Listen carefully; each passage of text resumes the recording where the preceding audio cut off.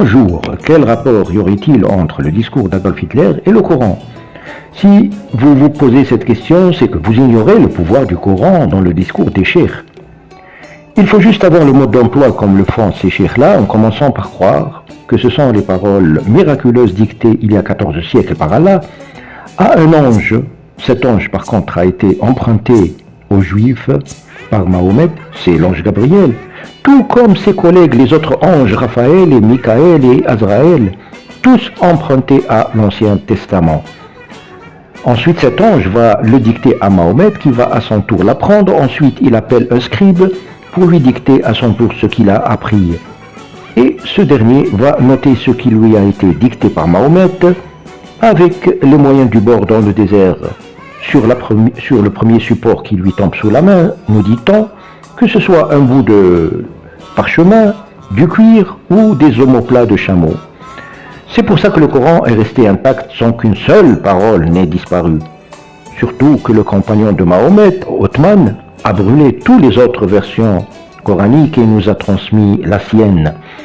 Sans oublier qu'Aïcha nous a dit qu'une sourate a été dévorée complètement par une chèvre. Et comme par hasard, c'est celle de l'allaitement de l'adulte. Cette sourate qui permet à Aïcha de recevoir des hommes en les allaitant et quand elle était surtout seule après la mort de Mahomet. De nos jours, les cheikhs, pour faire du prosélytisme, montent comme ils respirent, au point qu'Hitler lui-même n'en échappera pas. Écoutez ce cheikh, de quel mensonge il est capable. Écoutez bien ce miracle. Hitler s'est réuni avec ses conseillers et leur a demandé de lui trouver une introduction pour son discours en public qui lui permettrait d'enflammer les foules. Alors il y avait quelqu'un d'origine arabe qui était proche d'Hitler, qui lui a conseillé de commencer par un verset du Coran. C'est le premier verset de la sourate La Lune, Al-Qamar. Il a commencé donc par « L'heure s'est approchée et la lune s'est fondue ».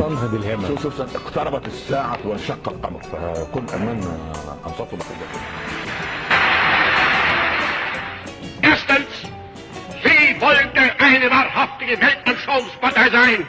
Und zweitens, sie wollte daher kompromisslos die einzige Macht und alleinige Macht in Deutschland.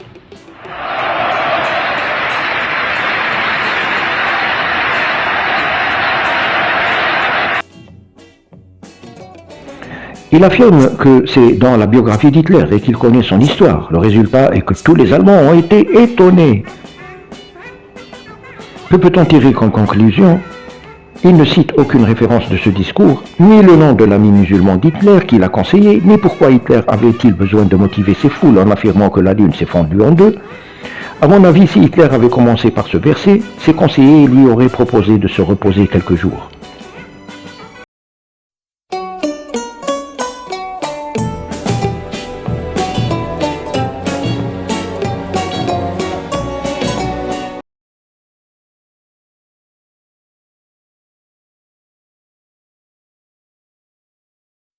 Un autre cheikh va nous démontrer l'art de convertir un juif à l'islam. Écoutez.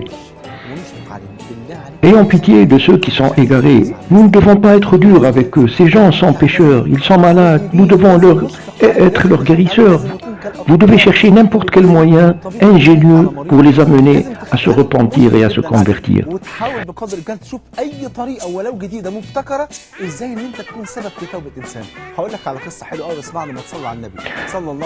Justement, je vous raconte l'histoire d'un musulman qui vivait en face d'un juif.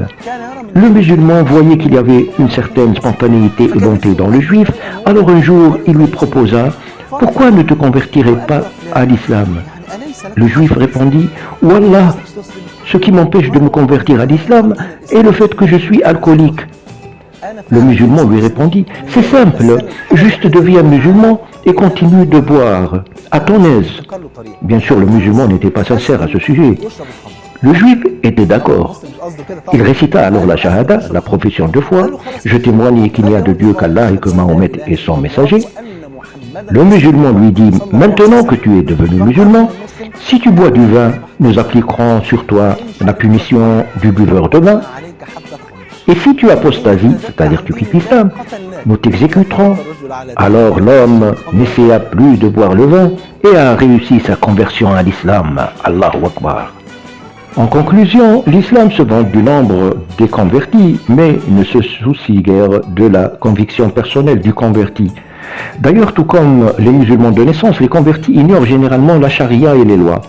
Sans parler que ceux qui les convertissent leur font croire que leur nouvelle religion prône la paix, l'entraide et la soumission à leur créateur.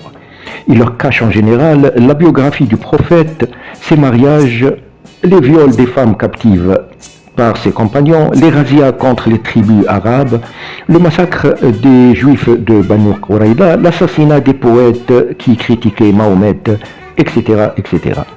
Voyons en troisième partie un autre cheikh saoudien, Mohamed Al-Arifi, qui va nous raconter comment transformer une eau dans un verre en une eau de qualité exceptionnelle.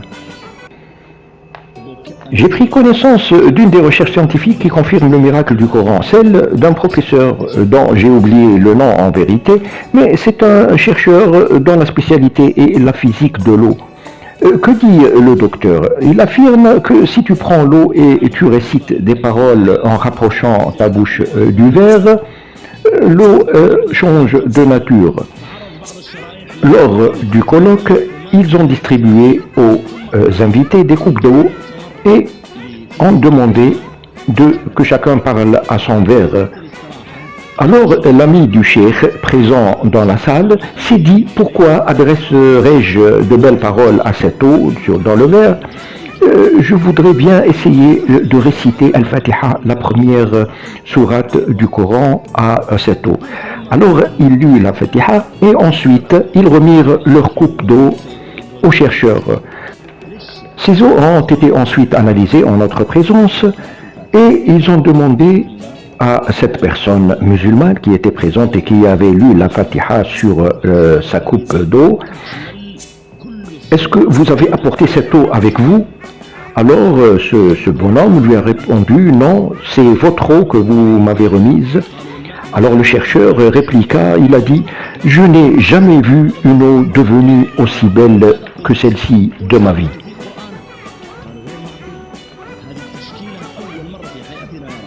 Subhanallah, comme on dit. Qu'en pensez-vous? Le cheikh parle d'une découverte scientifique, une eau qui s'est transformée sous les paroles d'Allah. Sauf que malheureusement, comme à son habitude, il oublie le nom du chercheur qui a fait cette découverte. Il ne cite aucune revue scientifique qui reprend cette découverte. Il ne donne aucune date, ni le lieu du colloque et des expériences où ils se sont faites. Inventer un miracle et l'imputer au Coran est devenu la mode avec les avancées scientifiques des 50 dernières années. Le comble, c'est qu'Allah, dans son Coran, a parlé de phénomènes scientifiques, d'après les musulmans, qui vont être découverts par les humains et viennent ainsi confirmer que le Coran est la parole d'Allah, qui avait prédit 14 siècles plus tard ce que l'homme allait découvrir. À supposer que ces découvertes coïncident avec les paroles du Coran, l'islam ne devrait pas être fier parce que c'est grâce aux koufars, aux mécréants, qui font les découvertes scientifiques et qui sont en train par conséquent de donner raison au Coran, puisqu'aucun musulman n'a pu jusqu'à aujourd'hui donner raison à son Dieu en faisant une découverte qui coïnciderait avec les paroles d'Allah. À très bientôt avec d'autres miracles scientifiques de l'islam.